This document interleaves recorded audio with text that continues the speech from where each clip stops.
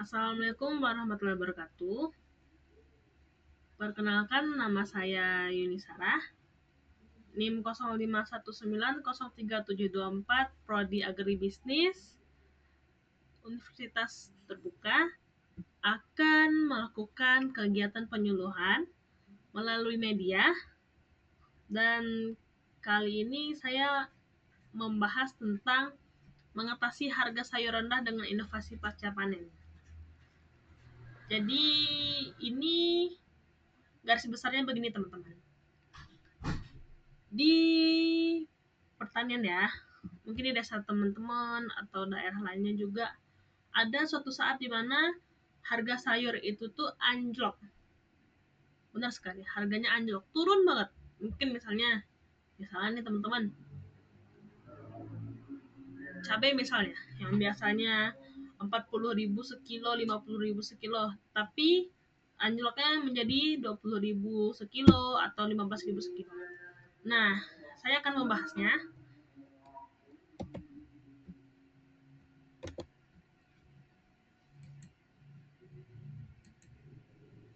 Tujuan, sasaran, dan masalah yang dihadapi. Kegiatan ini bertujuan agar para petani mendapatkan solusi dari masalah terkait panen raya dan harga sayur yang anjlok. Sama apa yang saya katakan tadi, ketika bertani ya teman-teman ya, ada suatu saat entahlah panen raya atau entah kenapa harga sayur itu anjlok teman-teman, rendah sekali. Lalu sasarannya masyarakat agribisnis, terutama para petani hortikultura. Ya, petani yang bertani sayur-sayuran. Lalu masalah yang dihadapi para petani ialah pada masa panen raya atau di musim tertentu, harga sayur yang dipanen menjadi lebih murah di pasaran. Nah, lalu pendahuluannya. Dan supaya teman-teman dan para bapak ibu juga tergambar ya, untuk menggambarkan bagaimana kondisi tempat tinggal saya dan kenapa saya bisa memilih materi ini. Jadi teman-teman, saya bertempat tinggal di Nagari Penyalayan, Kecamatan Sepulukoto, Kabupaten Tanah Datar di Sumatera Barat. Di daerah ini, enggak di Nagari Penyalayan aja sih, nagari sebelahnya, Nagari Paninjauan, juga memiliki tanah yang subur dan iklimnya yang sejuk. Karena di sini tuh dekat dengan Gunung Merapi. Jadi sangat cocok ya untuk menanam sayuran dan pangan lainnya. Contohnya kalau sayuran ya kayak cabai, caisim, kubis, daun bawang, tomat, terong, labu siam, dan sayur-sayuran lainnya gitu. Kalau tanaman pangan itu seperti padi dan jagung, di sini juga banyak yang nanam itu. Lalu kondisi daerah tempat tinggal saya seperti ini teman-teman. Yang ini nih, itu tuh saya ambil dari kebun tetangga gitu. Saya izin untuk memfoto gitu. Ini gambarannya para masyarakat di sini. Masyarakat di sini mata pencahariannya tuh bertani gitu, entah hortikultura maupun tanaman pangan seperti padi ini. Ini padi ya teman-teman ya. Terus ini nih apa namanya, daun bawang. Di sini juga daun bawang atau apa gitu. Kayak gini kira-kira teman-teman. Banyak teman-teman. Bisa aja saya perlihatkan tapi nggak cukup saja gitu. Jadi kita anggaplah seperti ini, seperti kondisi daerah tempat tinggal saya gitu. Lalu tujuan dari kegiatan penyuluhan ini berbagi ilmu dan wawasan baru mengenai inovasi hasil pertanian, mendorong kemandirian para petani dalam mengambil keputusan usaha, meningkatkan kesejahteraan para masyarakat sasaran melalui penambahan nilai hasil pertanian. Jadi kami teman-teman, kami atau saya yang sebagai calon penyuluh di masa depan, kami sangat mendukung ya teman-teman, mendukung para petani dan masyarakat agribisnis untuk lebih mandiri ya, terus meningkatkan kesejahteraan teman-teman semua gitu. Dan kami ingin melakukannya gitu dengan cara berbagi ilmu dan wawasan baru kepada teman-teman gitu. Jadi begitulah teman-teman. Inilah tujuan kegiatan penyuluhan ini. Lalu, mengapa saya memilih materi ini? Begini teman-teman, saya masih ingat ya, di bulan Agustus 2025 kalau nggak salah, saya berjalan dengan teman saya. Teman saya ini seorang guru, dan dia juga petani gitu. Kita jalan gitu, terus kita ketemu kebun kecil, seberapa banyak gede, kok kecil lah kebunnya. Itu tuh isinya semuanya tuh sayur caisem semua, cuman udah berbunga kayak gini. Dan kebetulan pada waktu itu sayur caisem itu harganya anjloknya ya bener-bener murah banget gitu. Yang biasanya mungkin 5.000 sampai 8.000 per kilo, ini 2.000 per kilo mungkin. Atau 3.000 per kilo lah. Pokoknya anjlok banget harganya. Terus teman saya itu bilang, ini orang ini nggak ngambil caisem ini karena harganya anjlok, jadi apa gunanya gitu. Kan kasihan ya teman-teman ya, maksudnya para petani sudah mengeluarkan banyak modal, waktu, tenaga untuk merawat sayur-sayuran ini gitu.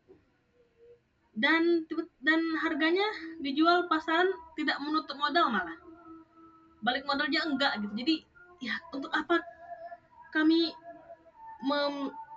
mempertahankan sayur-sayuran ini, mungkin begitu ya teman-teman ya. Jadi dibayar aja kayak gitu.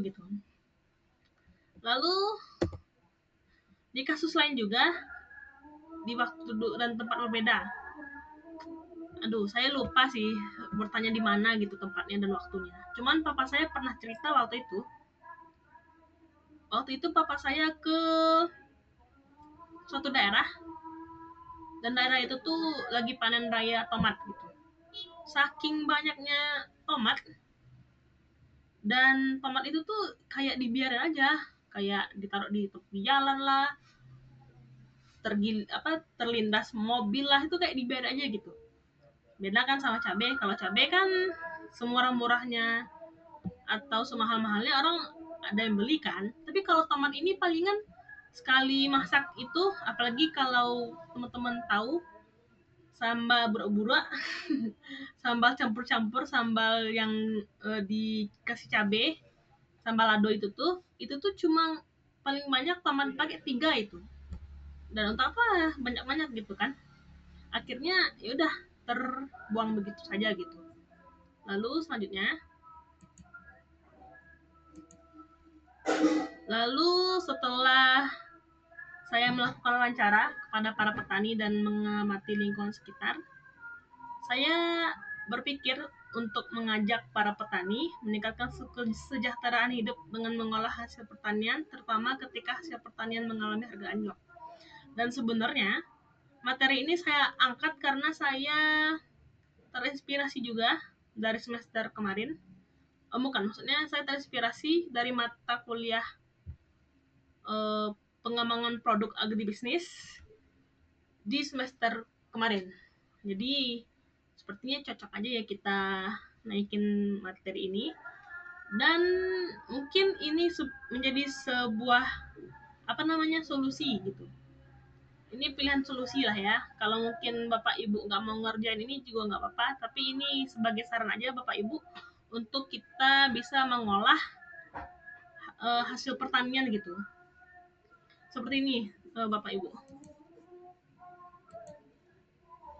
Nah, begini.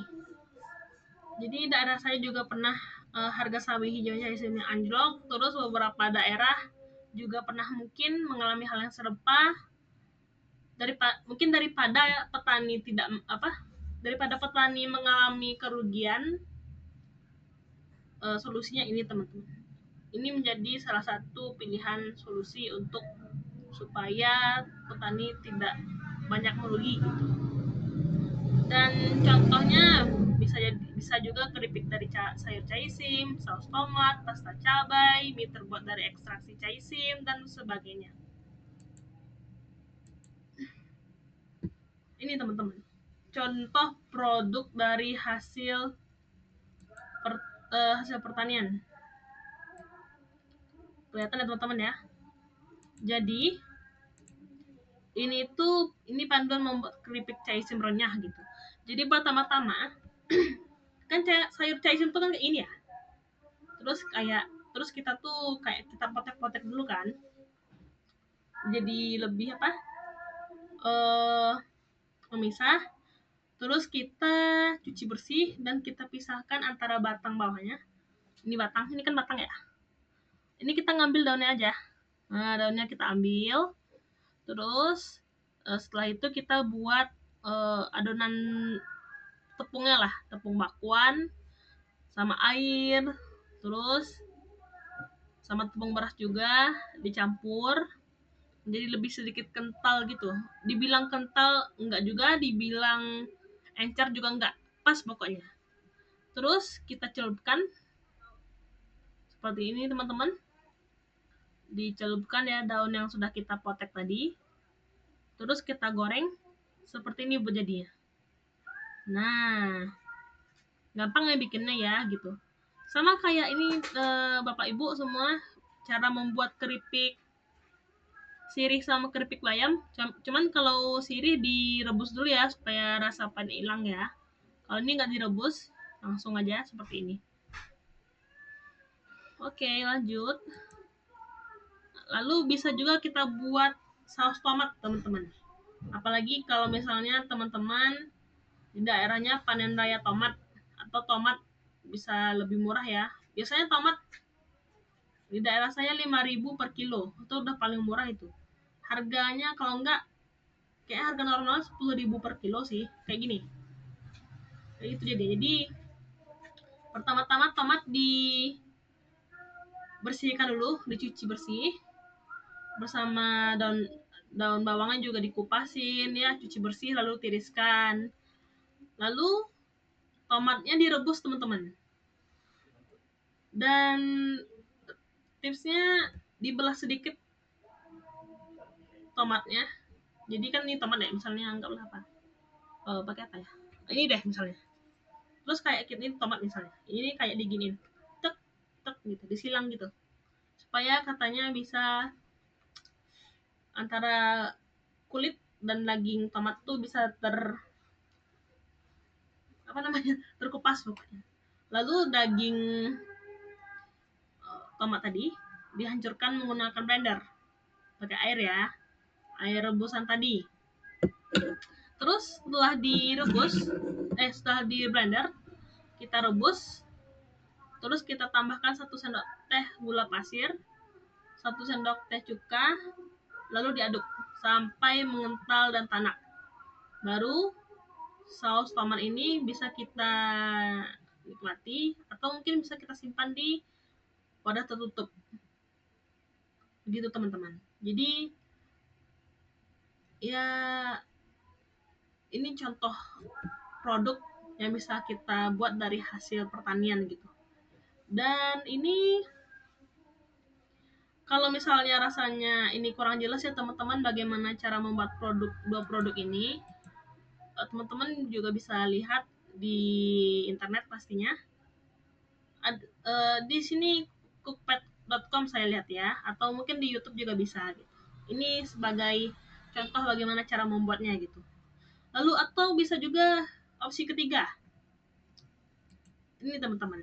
Kalau misalnya mungkin para petani ya yang dekat daerahnya gitu. Anggaplah mungkin ada 20 kilo atau kurang atau lebih kota besar gitu.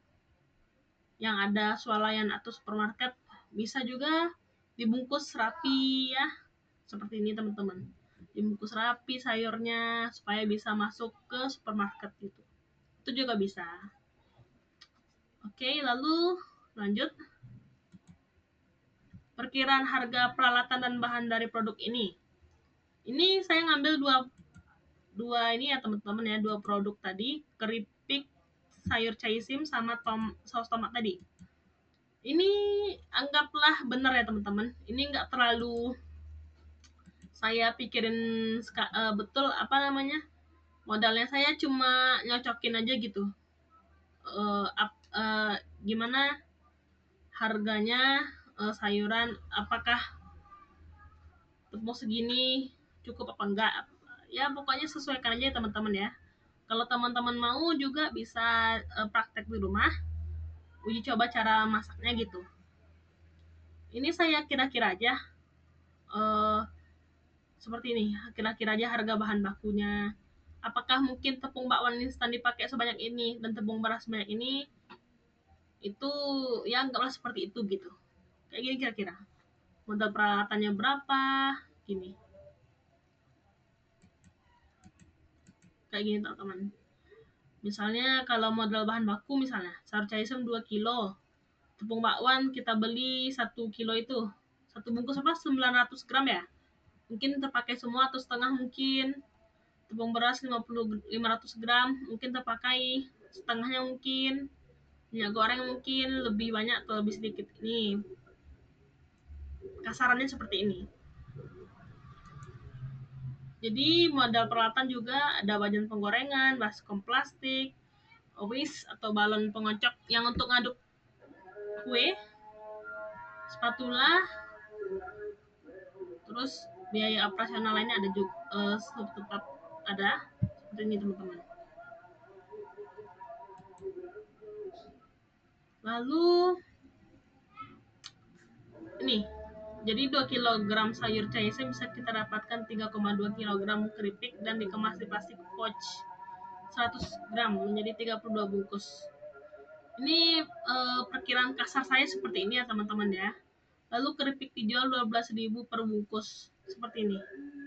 Lalu 32 bungkus ini dikali 12.000 jadi 384.000. Nah, 384.000 ini kita kurangi biaya modal bahan baku dan biaya operasional.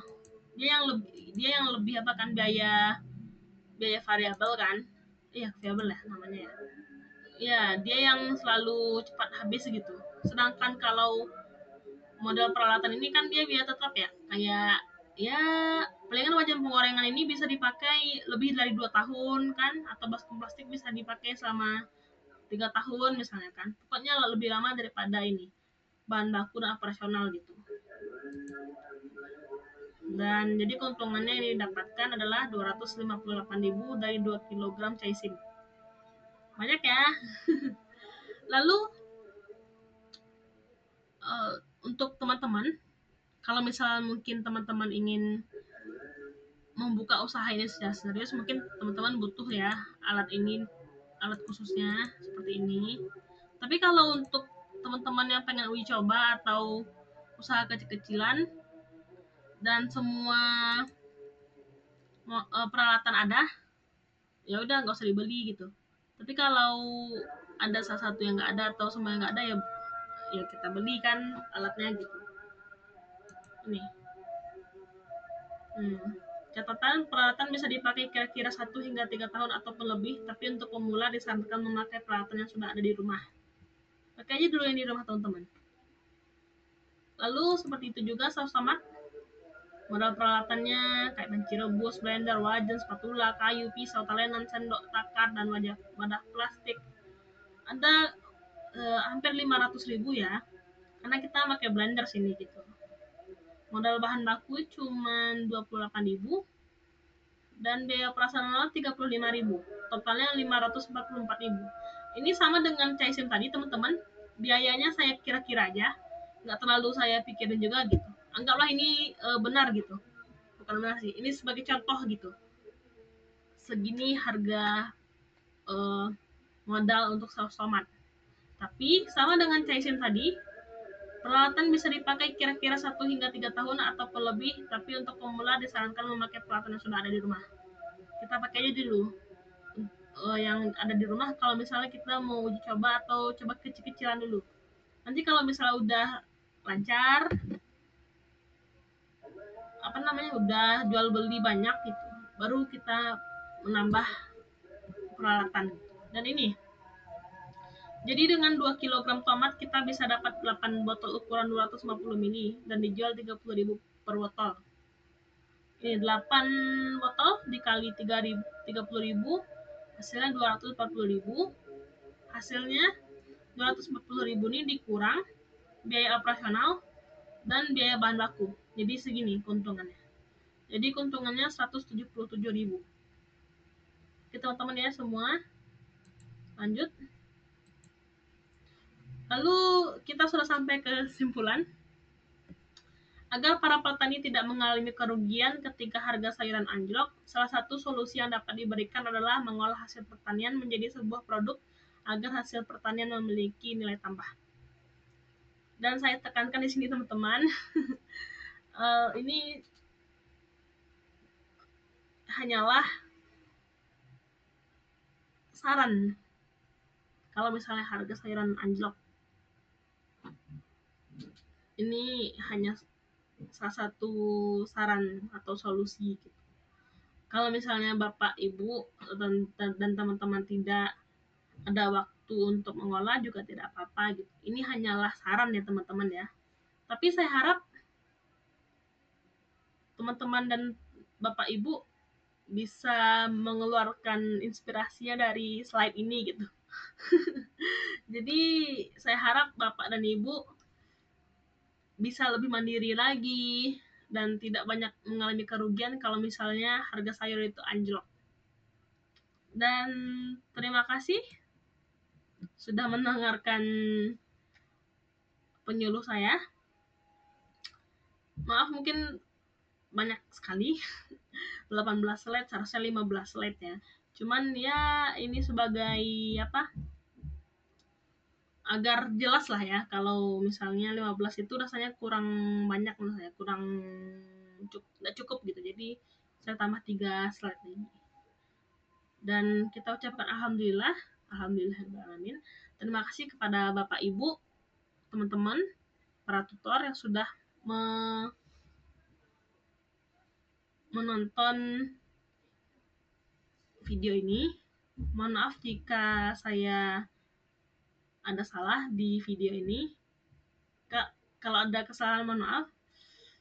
Karena saya seorang penyuluh pemula dan saya baru belajar cara penyuluh.